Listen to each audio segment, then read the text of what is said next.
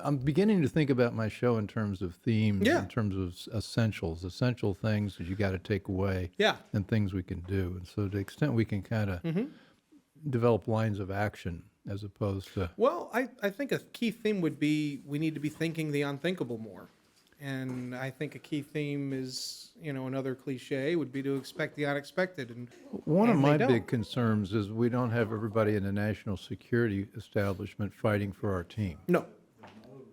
So that's what I call the enemy within. We also have an entire political class, both parties, Yeah. that are not fighting for our interests. They are fighting for their own interests. Yeah. Even Ed Royce Yeah. went, the first thing he did after leaving the Is Hill, that, yeah. he went and lobbied for a Chinese conglomerate. Yeah, it's crazy. Now, this was a guy who was very low-key and kept his nose clean, didn't have any major scandals for the years he was in office. And the first thing he did was he went and started lobbying for these, Well, that's what Peter Schweikert calls elite capture.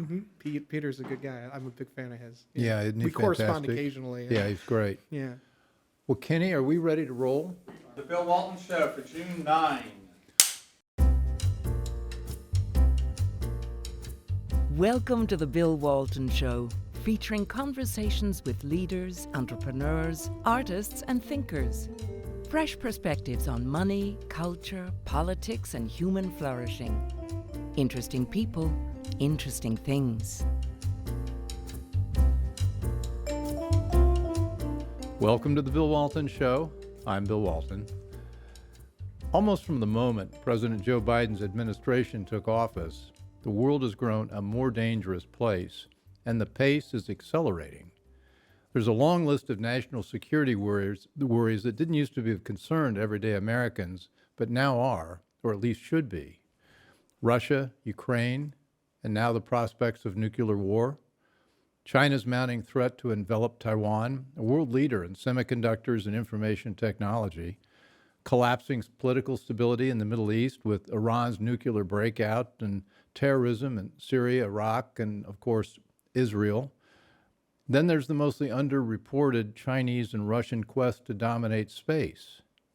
And maybe, worst of all, is the Made in America war on fossil fuels, which has driven inflation sky high and made us all dependent on our enemies for our energy. Triggered by our disastrous cut and run from Afghanistan last year, the world's bad actors have been emboldened by America's weakness. Like Thelma and Louise, Joe Biden seems determined to drive us off a cliff. Well, to figure out what we can do about this is my returning guest and brilliant Brandon Weichert, publisher of the Weichert Report and author of Winning Space and the soon-to-be-published The Shadow War, Iran's Quest for Supremacy.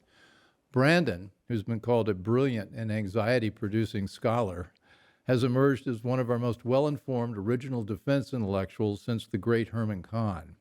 He tells us what we do not want to hear, but need to know about the gathering threats to our freedom and prosperity. Thank you. Brandon? Well, let's start with following up on where we were 2 months ago. We talked about Ukraine, and let's fast forward to today. What's happened in the last 2 months, and where are we now, and what do you think is going to happen next? Well, the war in Ukraine has shifted. The focus was originally Russia had this really kind of gonzo idea of, hey, let's try to take Kyiv, the capital. And it was a bridge too far. I mean, most military analysts were completely shocked. I wasn't. But most military analysts were completely shocked because it was so nonsensical for Putin to try to push that far that quickly into Ukraine, and it failed. The problem was that the war should have really ended after the successful defense of Kyiv. Like, there should have been pressure put on from the United States and its allies on both parties to say, hey, look, time to reset, go back to the way things were pre-February 24th, the day the invasion began. But instead, the war shifted over to eastern and southern Ukraine. Now, southern Ukraine, the Russians are desperately trying to cut off Ukraine's access to the Black Sea, which is vital for their economy. They need to have some port access. That is up in the air, whether the Russians will be able to achieve their dominance there. But oddly enough, the fighting has also shifted to the one part of the country where the Russians have clear, decisive geographical and population advantages, which is the eastern part. Wasn't that his original aim? I mean, Well, yeah, I think what he did is he pushed to see how far he could get, and then when he Yeah. got slapped away, he's sort of saying, well, at least let me take was away he? East. Do you think he's surprised that didn't? Yeah, I think he overestimated his capability and underestimated the Ukrainian capability. Does he have his people behind him? Now he does. The Russians are Because the ruble, everything's bouncing back for him. Yeah, I mean they're doing okay. pretty So well. look, the Russians have spent the last 12 years making themselves more self-sufficient. Their agricultural sector, their energy sector, these things are, while you can sanction these things, they have become such a robust producer of these, essential commodities that they know they're going to have willing buyers on the market beyond the West. And when you remove particularly their energy sources from the market, that just spikes volatility, which of course, as you know, spikes the price for everybody, supply and demand.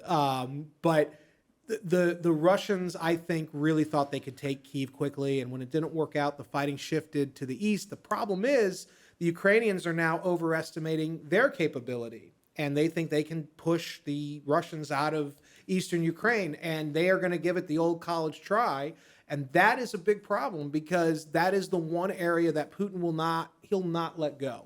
And I think that he will risk a wider war with the West over keeping a foothold in eastern Ukraine. What should be done now is the West, the United States in particular, needs to use whatever leverage it has to force these two parties to come to a more accommodating stance, meet at a big, beautiful table, as the former president would say, and talk it over. Beautiful table. And talk it over. Yeah.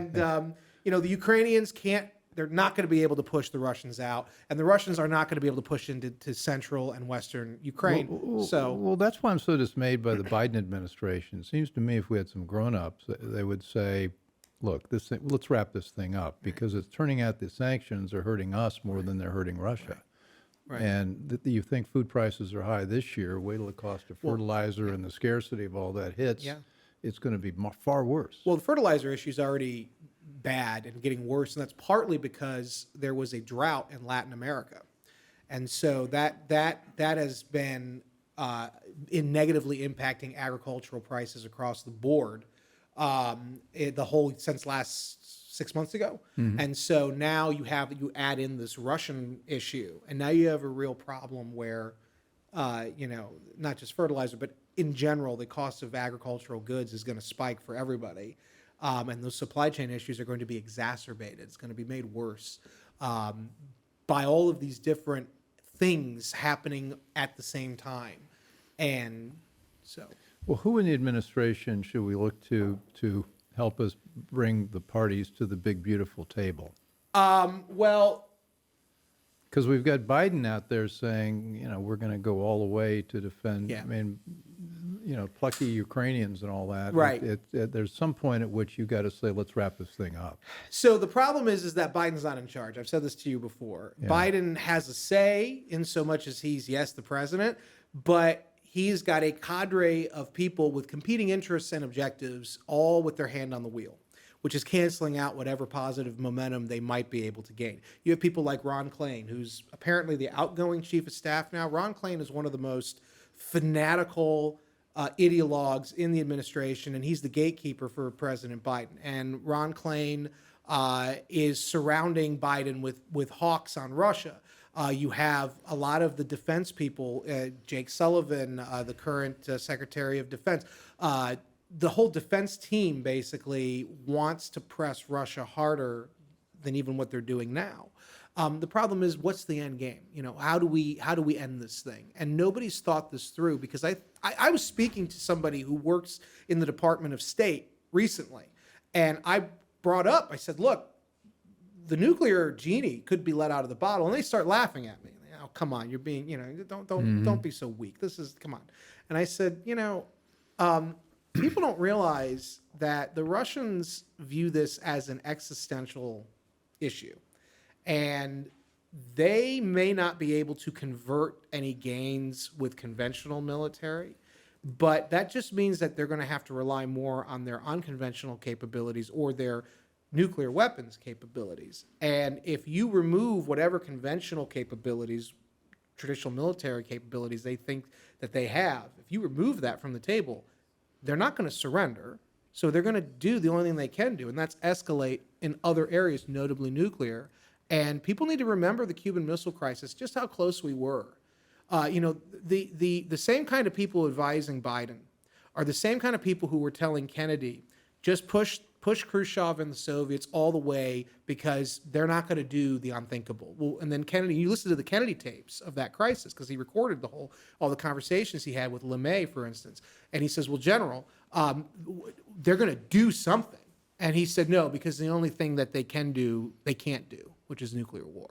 And Kennedy was like, well, that's not a solution because of course they're gonna use whatever they can. And it's the same thing here today in Ukraine. If you push them too far, they're gonna risk something wider because they cannot be made to look bad, particularly Putin. Well, there's a perception that somehow we still maintain our nuclear superiority, but we don't. No, we don't. And China and Russia have been working apace to modernize their nuclear capability, and we haven't. Yeah. And the nuclear triad, the B-52s, Oh, yeah. the submarines, the ICBMs, those are all gathering dust. They're gathering dust, and furthermore, the Russians, beginning in 2010, thanks to the Obama administration's New START treaty, allowed for Russia to begin a full-throated modernization and expansion, particularly of their tactical nuclear weapons. These are the lower-yield nukes that would probably be used in a war over Ukraine. We didn't do that. We didn't meet them in the same way. We didn't start modernizing our forces again. China, we actually don't. So officially, the DoD and the intelligence services say we know exactly how many nukes they have in China. They have about 350 to 400. That is the tip of the iceberg.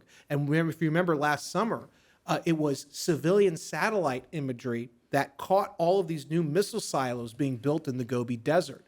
There's also this thing called the Underground Great Wall, which of course is poo-pooed by the people at Georgetown. But I got to tell you, I am convinced that this is something significant. This is basically going back to Mao. China built these very complex, series of tunnels that interconnect the whole countryside with the sea, the coastal area.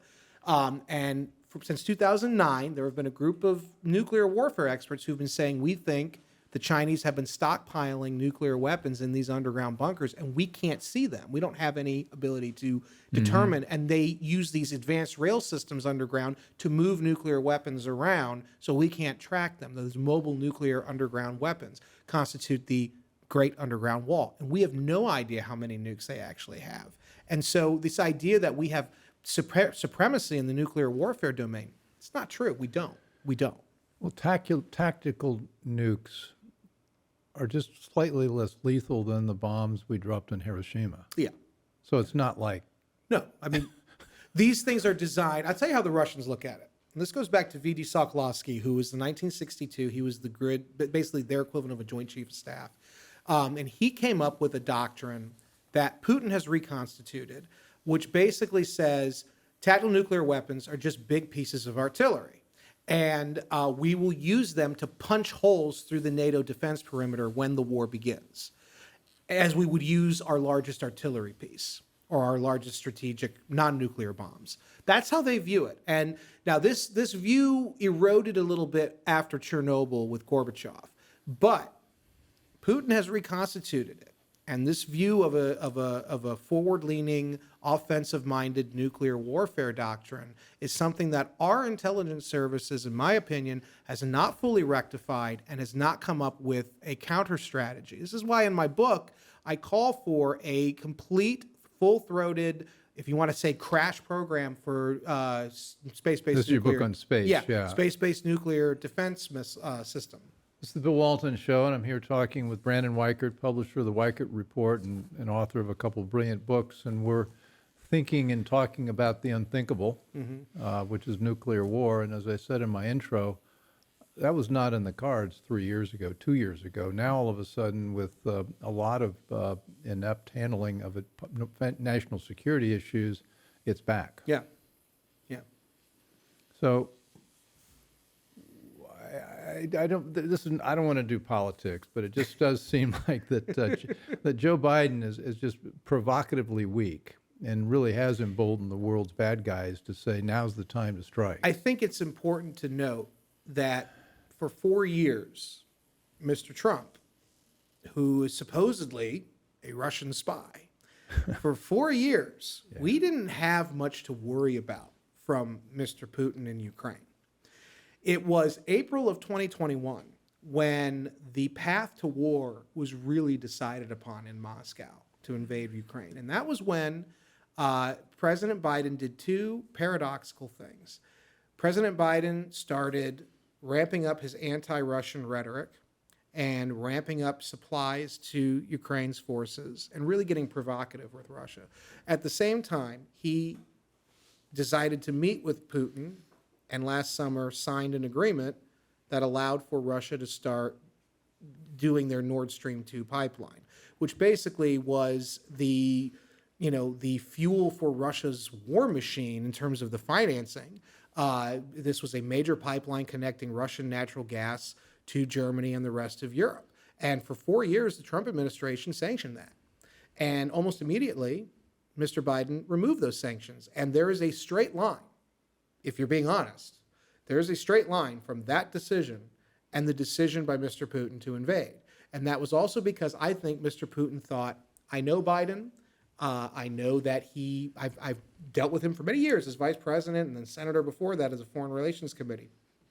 I think Mr. Putin looked at Mr. Biden and said, this man is weak. This man I believe that the Russians believe Mr. Biden is senile. And I think that they look at him very much how we looked at, if you remember, for a hot moment, the Soviets had Konstantin Chernenko. Oh, sure. Who was in the 80s. After Andropov passed, it was Chernenko. Chernenko was the sclerotic, aging, old party apparatchik who was this kind of angry guy, didn't really have any vision for the Soviets, and sort of presided over the ultimate decline that then Gorbachev sort of finalized with glasnost and perestroika. I think that Putin looks at Biden as Reagan used to look at Chernenko, and he can be pushed around and sclerotic and senile. You know, some of my friends that don't know a lot keep saying to me, well, you know, there's some chance that Putin has cancer and he's dying, and that's going to be our salvation. It's not. It's not. So in 2018, I wrote a piece. I couldn't get it published anywhere except this very widely read magazine or online called American Thinker. They published it. Good magazine. Yeah, and that's actually a great place to be published. It is a wonderful place. Yeah, and Mark Galati, who's supposedly this great Russia expert, took me to task about how I was an idiot, and because the article was all about once Putin goes, what comes after, and this was in 2018. So at the time, I was saying, look, Putin's old. And he's outlived, the average age for a male in Russia is like 55, 57, and he's then going into his 70s. So he's already outlived his peers.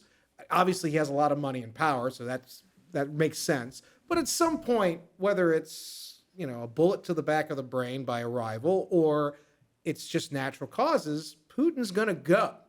What comes after him? There's not a deep bench in Russia of new up-and-coming leaders. Is it as bad as the Democrat Party? Well, it's very similar. They don't have a deep bench. Yeah. And so they have some people who could believably take over. But could they keep the whole thing together? That's the big question. I don't think they could. And so my fear scenario in this article that I wrote was that once Putin goes, you could have a situation where the Russian Federation itself collapses. Interestingly, the Foreign Affairs, which is the Council on Foreign Relations magazine, this last week published a deep dive essay calling for, it was called Russia's Defederation, saying that that very soon in our lifetimes, Russia is going to destabilize even more and break up into its component parts. The end of an empire, truly. Now, that sounds great to anybody, as I'm concerned about Russian aggression. I don't like it, and I don't support Putin in any way, and I don't think what he's doing in Ukraine is right.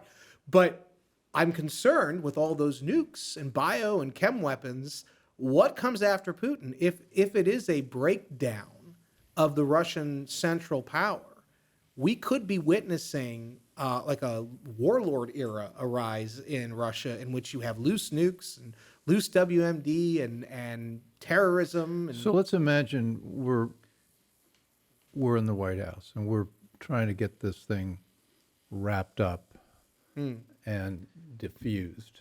What do we do? well, the first thing you do, you have a lot of leverage with Ukraine.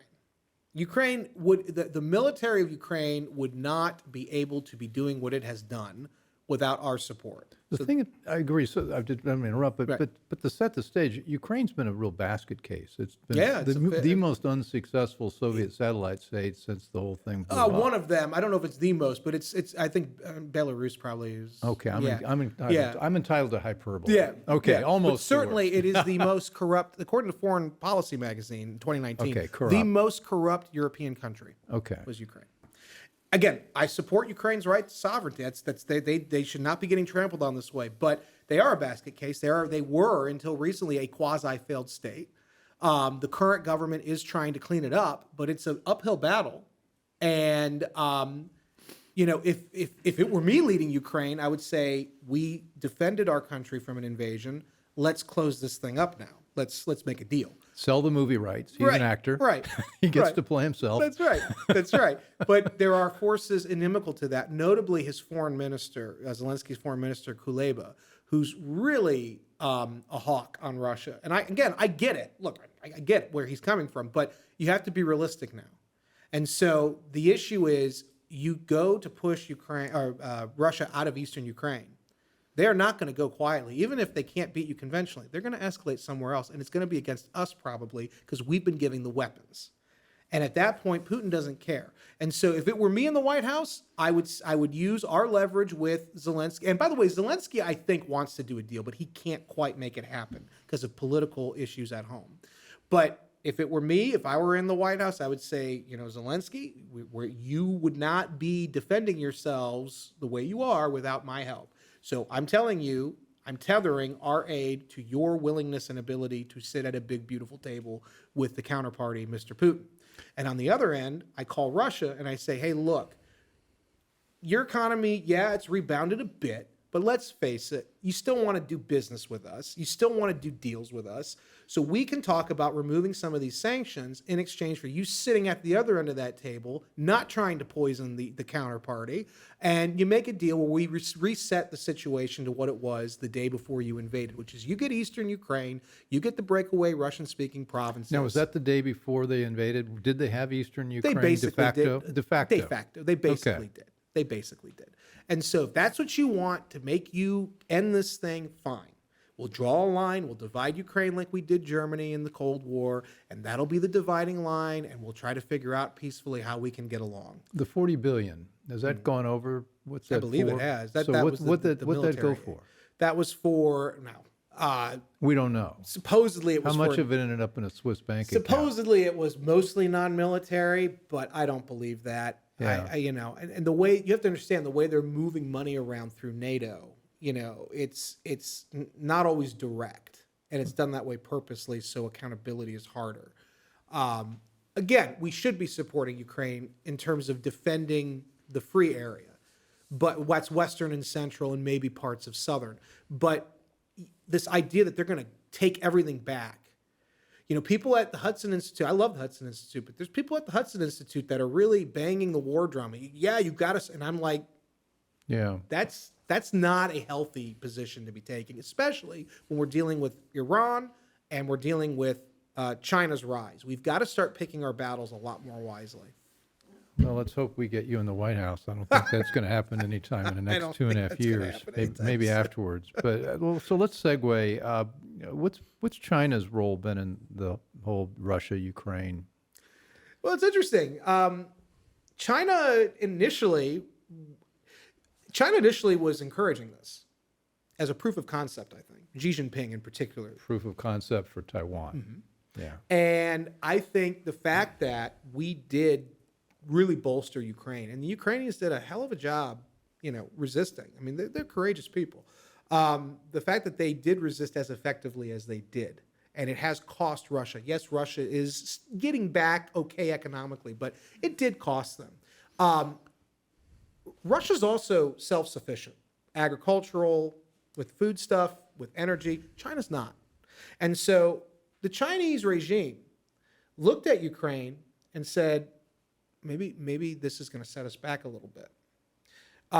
Maybe we should not be as vociferous in supporting Russia. Expand on that point. I don't think I don't know all the details, but one of the things, for example, water. Russia has what, 20% of the world's population and only 5% of its water. Yeah, something like that. And most of that water is highly polluted and undrinkable, unusable, and so they have a water problem both for humans and for agriculture. Everybody's going to have a water problem very soon.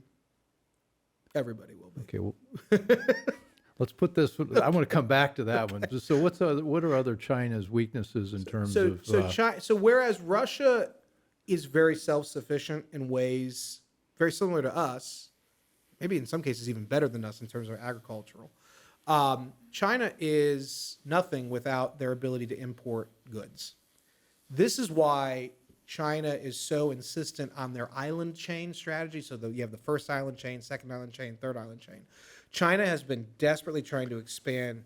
A map for people off the coast of China. We've got the whole island chain starting up at Japan, and down Taiwan. all the way down through Taiwan and up down to the Philippines. Okay, so it's forgetting the the island- Pacific yeah. Islands off the coast of and China. then you go out farther until basically you get to Kiribati, which is right near Hawaii. Now, there are military reasons for why they want to do that, to push us back militarily, but also it's because they're very concerned about the offshore control capability of the U.S. Navy, which basically is our ability to blockade and choke off incoming sea-based trade, of which China is completely reliant on. And so this is the real strategic reason for why Beijing is so insistent on expanding out as well as into the Indian Ocean, because they want to create a shield, a buffer, that prevents the U.S. Navy and its allies from being able to effectively blockade goods coming into China. So when we sanctioned the hell out of Russia, they were able to withstand it. They've gotten hurt, but they were able to withstand it, I think, far better than China would be able to. And so Xi Jinping, especially now with COVID ravaging Shanghai, the economy in China is slowing down. Beijing has to rethink some of its strategic calculus. And so one of two things will happen, I think. Either this puts Xi in a go for broke mentality where if he doesn't pull the trigger like now on Taiwan, he can't later on, or this pushes China's leadership and says we need to delay, because we need to make ourselves more self-sufficient like the Russians did. That way we can withstand any kind of blockade or sanction. Well, Xi's been doing some remarkably dumb things if you want to Incredibly. Yeah. grow an economy. Yeah.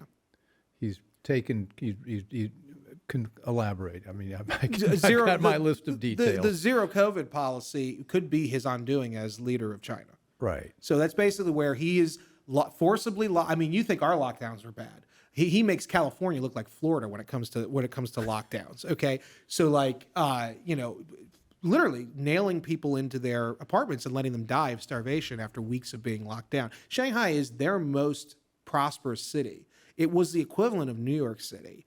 It was listed by a major consulting firm that does and I'm forgetting the name of.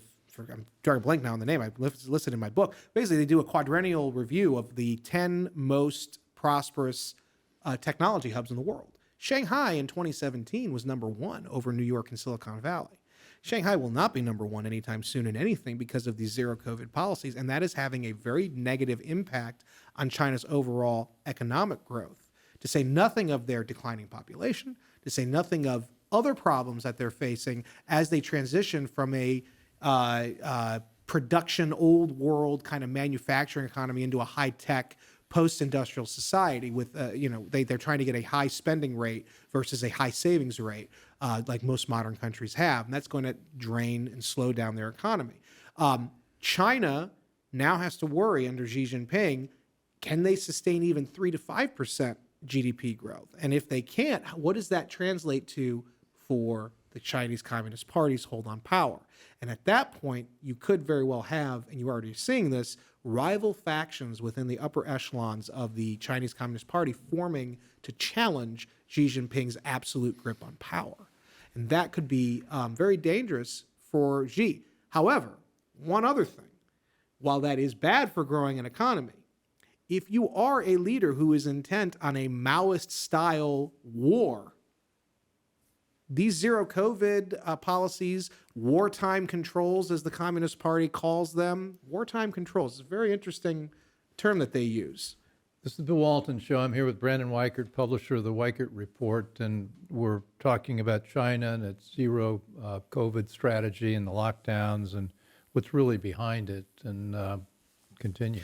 Well, if your goal as Xi Jinping is to not just be an economic master of the universe, but to restore China's supposedly lost greatness militarily, putting your people into a psychological framework of war against the world, like he's doing right now, might serve his interests psychologically for prepping his people for the coming conflagration with the West, which could be apocalyptic.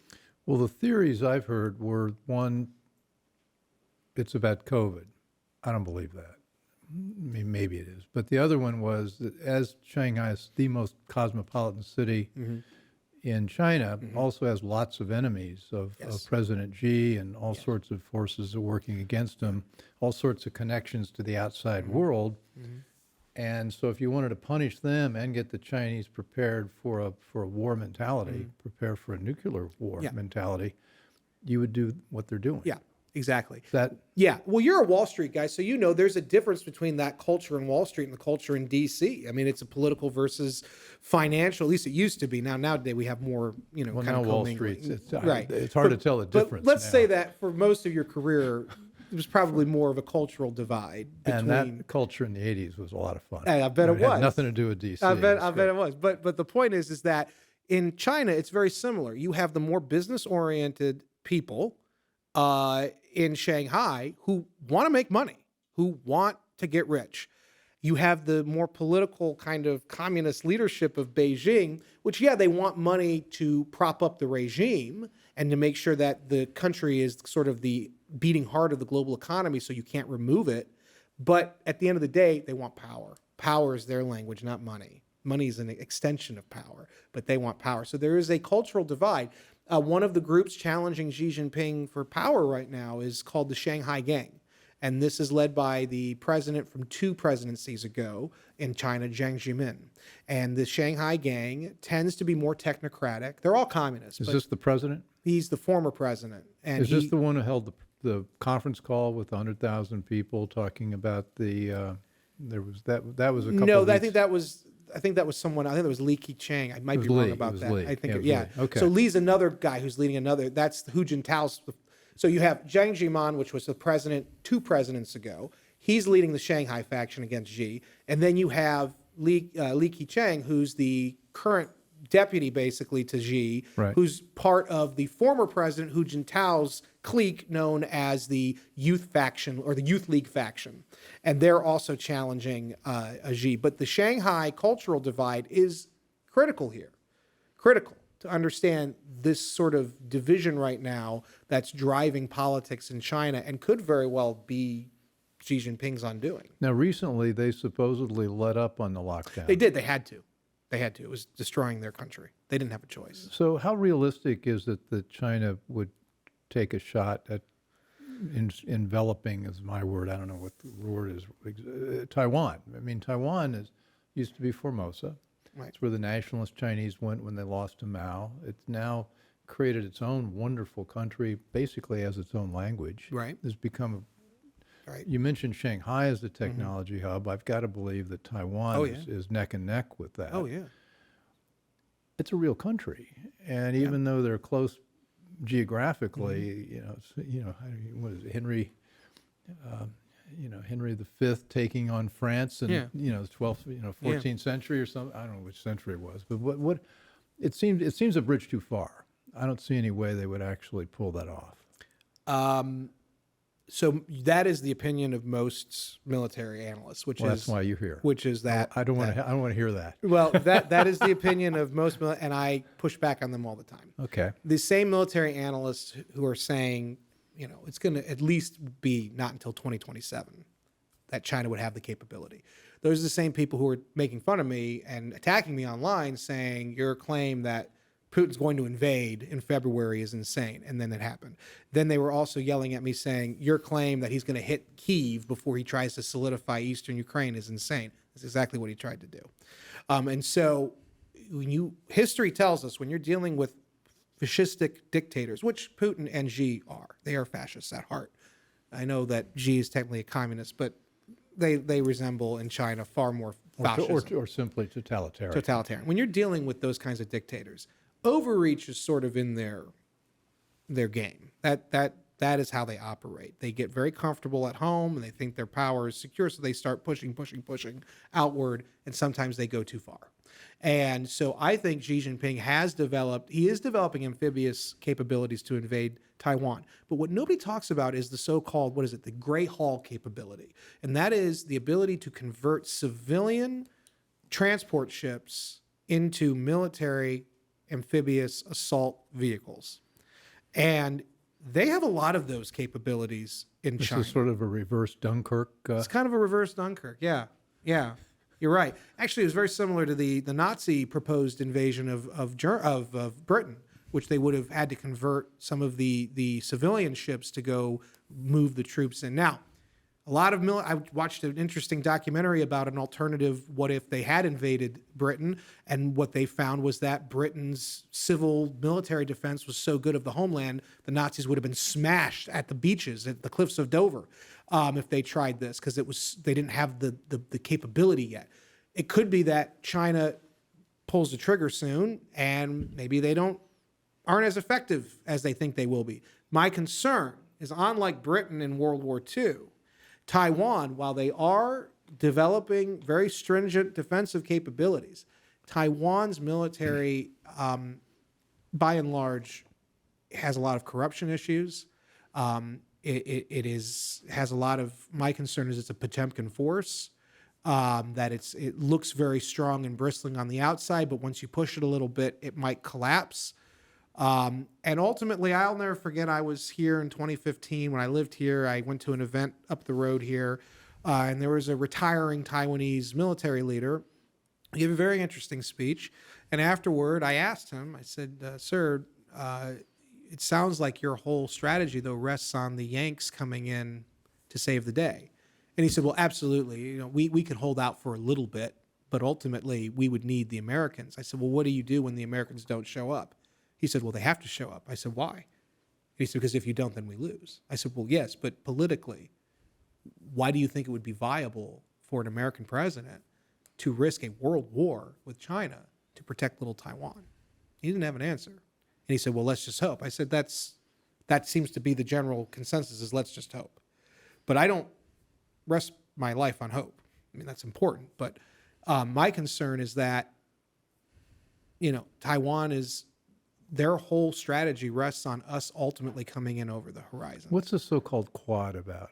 So the Quad is our attempt. It's people say it's like NATO. It's not really like NATO. It's our attempt to build an alliance of three of the biggest counterweights regionally to China's growing power. That's India, that's Japan, that's Australia, and then there's us. That's four powers, the Quad. The problem is the Biden administration has done a bang-up job of alienating India, for various reasons, namely because they do business with Russia.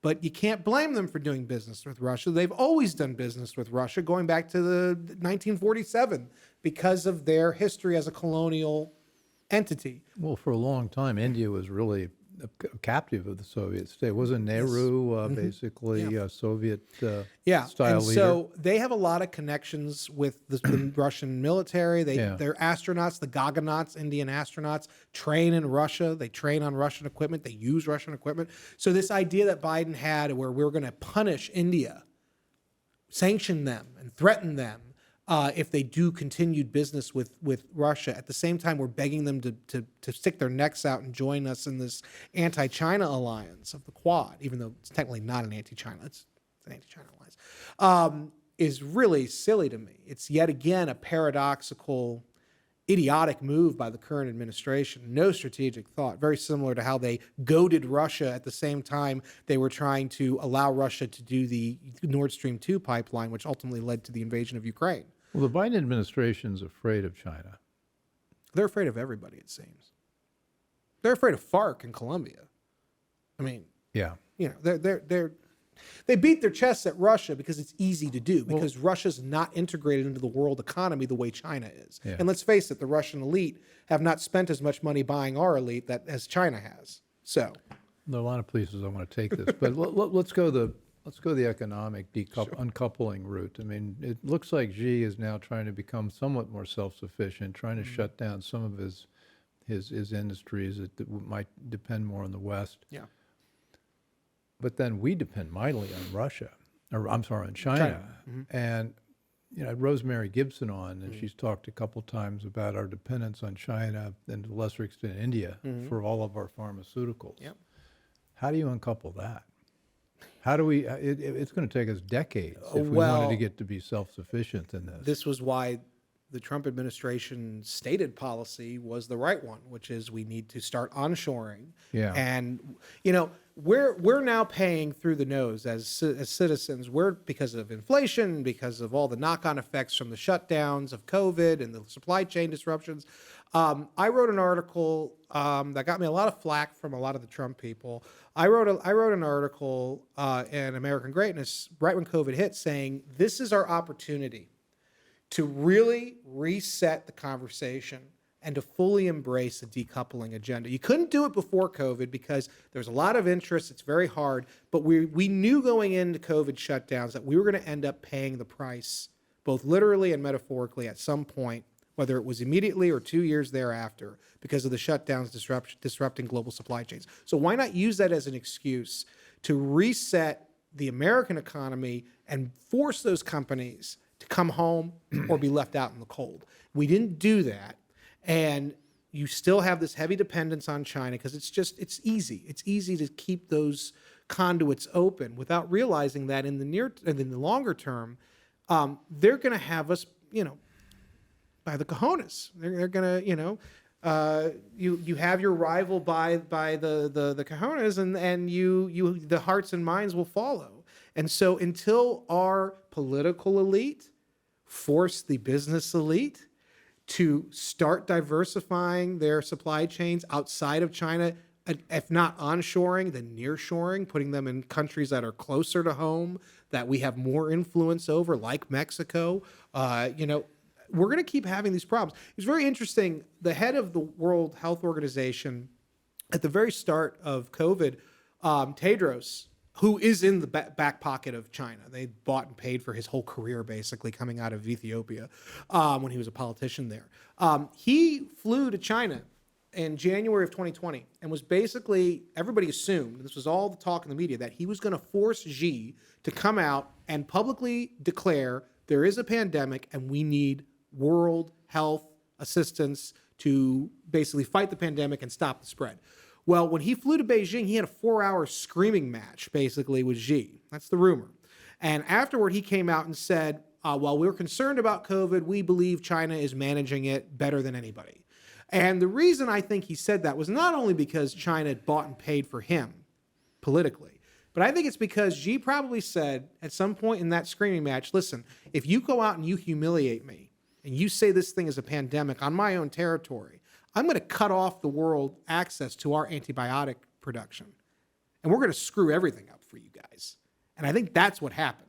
I think that's why Tedros held off declaring it a pandemic earlier. Well, about 95% of our antibiotics are produced in China. Right. Almost nobody knows that. Right. Well, I knew that. But yes. Well, yeah. I'm a nerd like that, though. Well, that's the reason you're here. We're here. My readers know that. My readers know that. Your too, readers I've been, know that. I've been Well, I'm telling them beginning to this. know it. But so it's just as of somebody that's run a company and been on this, it's to uncouple now just would require a massive amount of will to It believe would. we've got to do that. It's the same And- thing with investing in space. People push back on me. It's so expensive. I say, yes, up front, it's an upfront expense, but the back end, you're going to be getting more money off of that because in the terms of space, the development of space resources in situ would allow for, it's a minimum of $1 trillion economy. It's the same thing with decoupling from China. Yes, it's costly up front.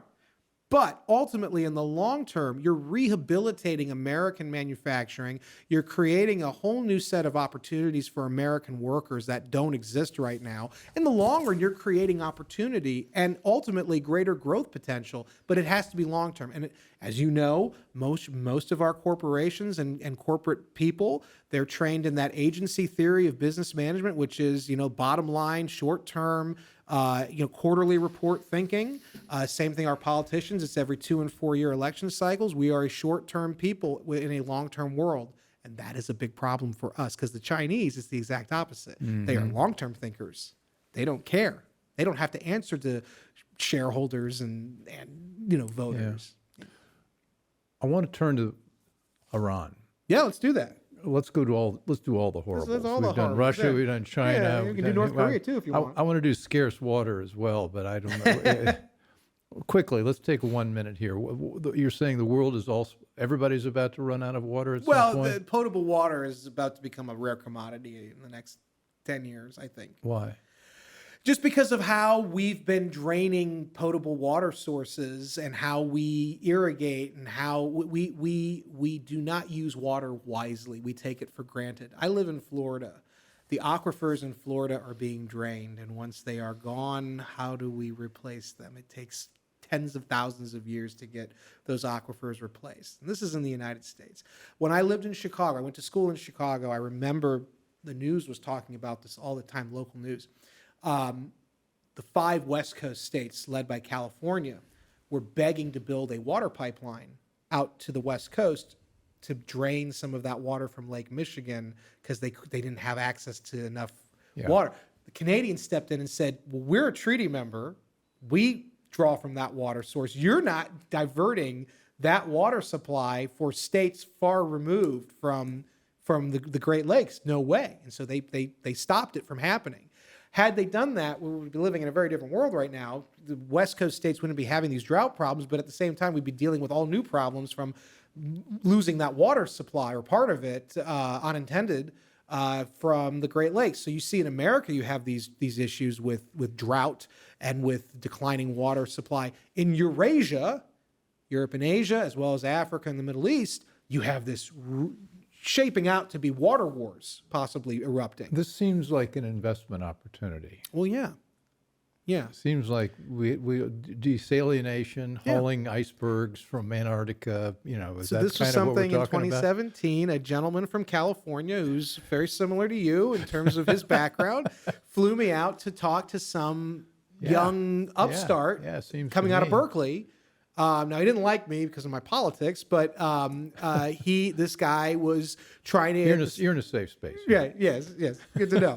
But this guy was trying to get California to invest in his desalination technology, and he couldn't get anyone to do it. At the time, they were saying it's too expensive to do this. And again, this is one of those things where now we're looking at this, or we should be looking at this medium and long term, saying there's going to be a run on water, clean, potable water. And we had better start, and we have this technological innovation capability here still. We're not using it to our full effect. We should be getting investors lined up to invest in developing these technologies. Now, they say it's too costly to do, requires too much energy right now because it's in its rudimentary stage. But the more you develop something, the cheaper it becomes, the more efficient it becomes. So we're focused on absolutely the wrong environmental issue. Oh, yeah. There is an environmental issue, but it's not 1 degree centigrade temperature. It's Well, that's very easily fixed too, by the way. That this whole thing, about emissions, Alexandria Ocasio-Cortez, her big thing was the Green New Deal. And when you listen to her, She doesn't know anything. when you listen to her and her backers is the thing. When you listen to her backers, their whole thing is they want to curb human emissions. Well, you can't do that without curbing modern society. And who wants to lose modern society? AOC would be the worst impacted by that. She's driving around in a Tesla, for God's sakes. So the solution is to create alternative forms of energy, like nuclear, which she won't support, fission and fusion, research and development at least. The solution is to invest in hydropower. The solution is to invest in geothermal power. The solution is to invest in carbon capture. She would not support, I remember this when I worked on Capitol Hill, her group would not support carbon capture, which is, we can do it now. It's a great technology. We should be investing in these things. There's a girl in Oregon who developed a bacteria that eats pollution.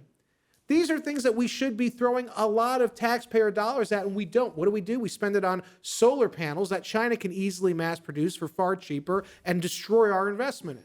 So even when it comes to the emissions issue, there are solutions in the free market, in the private sector, that aren't being done because the political people don't want to support nuclear or desalinization or whatever. And these are the things we should be talking about. When They we talk seem to be environment. longing for that good old 14th century. For us, not for them. Not for them, Right. yeah. Yeah. Hey, let's get to Iran. Yeah. If we get in the last segment here, because it's going underreported right now, because of all the other things going on in the world. What's happening with Iran? So this is the basis, as you know, of my next book, which is coming out October of this year, October 18th. It's available for pre-order now. How can we pre-order? Any Amazon? online, Okay. Barnes & Noble, Amazon, and we'll Called have the it. That's called The Shadow War, Iran's Quest for Supremacy. And this was born out of my first book, Winning Space. If you remember, I had a chapter on Iran's space capability and how it's closely related to their ballistic missile and nuclear weapons program. Well, our friend Al Regnery, who's my publisher, I said, Al, I want to do a second book. I've got reams of research that I couldn't use for one chapter in the first book. I want to do a whole book about Iran. And so he said, go for it, and I did. And basically, how I'm looking at Iran is it is the stalking horse of crises, of geopolitical crises. We keep saying we're done with the Middle East, like Al Pacino in Godfather 3. just when I think we're out, they keep pulling me back in. Yeah. The solution it's a non-solution that President Biden and the Democrats have been clinging on to since Jimmy Carter is give the Islamists of Iran legitimacy. Give them access to the world trading system. Make them a normal country. Didn't we try that with China? Exactly. That's the idea. Replicate the success in China with Iran. Let them have nukes. Who cares? Don't treat them like a pariah, and they won't act like a pariah. This is very childish thinking. And so they don't take into account the fact that there are other people in the region who view an Iranian bomb as a nightmare, particularly that regime. You have the Saudis, leading the Sunni Arab world. Remember, Iran is a predominantly ethnic Persian, Shiite Muslim religious country in a predominantly ethnic Arab, Sunni Muslim Middle East. So automatically you have this deep historical, religious, and ethnic resentment. Saudi Arabia and the Sunni Arabs do not have nuclear weapons. We're going to let Iran get nukes. And we think that the Saudis are not going to try to get nukes on their own. This is insane. Then the Israelis are there as well. You have, it's predominantly Jewish, democracy, pro-Western, friendly to America, technological super hub in Israel. Great country, wonderful people. We've supported them for decades. They are hated by the Iranian regime, hated. And they have the bomb in Israel. So the Obama administration, and now his former vice president, now our current president, sadly, Mr. Biden has carried this idea as well, which is basically, well, Israel has the bomb, and it's not fair that they have the bomb only, because it's highly destabilizing. Therefore, if you let their great rivals in Iran have it, it'll create a stabilizing force, and it'll force those two to constantly be balancing and competing against one another. And like the Cold War with the Soviet Union and the United States, it'll create a stable Middle East far more so than we ever could create on our own. They don't realize there's a third party, first of all, which is the Saudis. And they're not going to take kindly to either their Israeli neighbors or their Iranian neighbors having nukes and them not having nukes. So there's a chance for a very real destabilizing nuclear weapons race in the Middle East, which is the last place you want to have a nuclear weapons race. The Saudi regime is very weak. And if it were to be overthrown after they get nukes, the ones that would replace them would be another Islamist group, an Al-Qaeda type. Does the treaty slow, stop, help, hinder the Iraq or the Iran You're talking about the Joint Comprehensive Plan of Action, the nuclear deal that Obama did? Yes. Yeah. So the Obama people, now the Biden people, will tell you that this actually hindered their ability to get nuclear weapons, and that when President Trump in 2018 pulled us out of that deal, it sped up Iran's nuclear weapons development. Well, that's completely false. What we know, what they won't tell you, is that Iran never stopped developing and stockpiling the bomb. In fact, technically speaking, I would argue they already have the bomb. It's a question of how many and how reliable it is. And do they have a delivery system that's reliable? And so what Trump did, which was brilliant, by the way, what Trump did, since we're in a safe space here, I can say that, what Trump did was he imposed harsh economic sanctions, which drained Iranian reserves and cut off their supply of energy. They can't sell their energy to much of the rest of the world, which really hamstrung their economy at a time when the people of Iran were tired of the regime and they started protesting. And then he coupled that with the Jared Kushner, Mike Pompeo approach of the Abraham Accords, which was to bring Israel and the Sunni Arab states closer together than they ever have been. And that would form a natural regional blockade to Iran's growing power. Iran, which is being buttressed and supported by China and Russia. And that 1-2 punch of sanctioning Iran's economy, preventing any shipment of any material that could be used to help grow their nuclear weapons capability, coupled with the Abraham Accord, what that did was it allowed for us to take a step back from the region without losing the region, empower our natural allies, Israel and the Sunni Arabs, and also strangulate both the Iranian economy, which threatened the Iranian regime, stability at home, and then also slow down any ability for Europe or other countries to give nuclear assistance to Iran. And what the treaty does now, what the Obama-era nuke deal does, is it removes the sanctions. It allows Iran to get all of these hundreds of millions of dollars through trade and giveaways that we're giving to them in the form of IOUs from the Shah days. And then also it allows Iran to be integrated into the world trading system, just as we did with China in the 70s. And we all know how that turned out. And with Iran's massive supply of fossil fuels, you think it's bad what happened with Russia, how we gave them all that capability to do trade with Europe for energy, which then allowed them to invade Ukraine? The same thing's going to happen to Iran. The same thing. If we integrate them into the world system, if we make them a normal country led by mad mullahs, you're talking about expediting regional and possibly nuclear world war in the Middle East, not negating it. It's the exact opposite of what they say. We've got to wrap it up for today, but I made a point at the beginning of the show with Brandon Weichert that he's been called a brilliant and anxiety-inducing scholar. He tells us what we do not want to hear, but need to know. And I think we absolutely proved that today. But we're going to get together again. I want to come up with some lines of action. You know, when we get a real president and a real administration, what kind of things we can do. And the book will have solutions. The book will have the solutions. books are not just anxiety-inducing. It's not just fear scenarios. It's also solutions. And you also have solutions in winning space. Absolutely. So they're both filled with solutions. Yes, and my third book hopefully will also. Okay. You know. All right, great. Anyway, this has been the Bill Walton Show, and you can find Brandon Weichert at weichertreport.com. Mm-hmm. And it's a very, very comprehensive view of national security and all sorts of interesting things. I also publish at the Washington Times, Asia Times, and American Greatness as well. Great. Yeah. And Bill Walton Show, you can find BillWalton.com on YouTube, Rumble, all the major podcast platform, Apple, Spotify, etc. And hope you enjoyed this, and we'll come back to listen in for some more. So anyway, thanks for this, and thanks for you. Is there anything we should have talked about but didn't? Well, if you want to talk about North Korea, that was the only one we didn't hit. But, Yeah. Basically, Trump was right on North Korea, and Biden is wrong. And because Biden is wrong, we're possibly risking a conflict with North Korea because Biden won't talk to Kim Jong-un.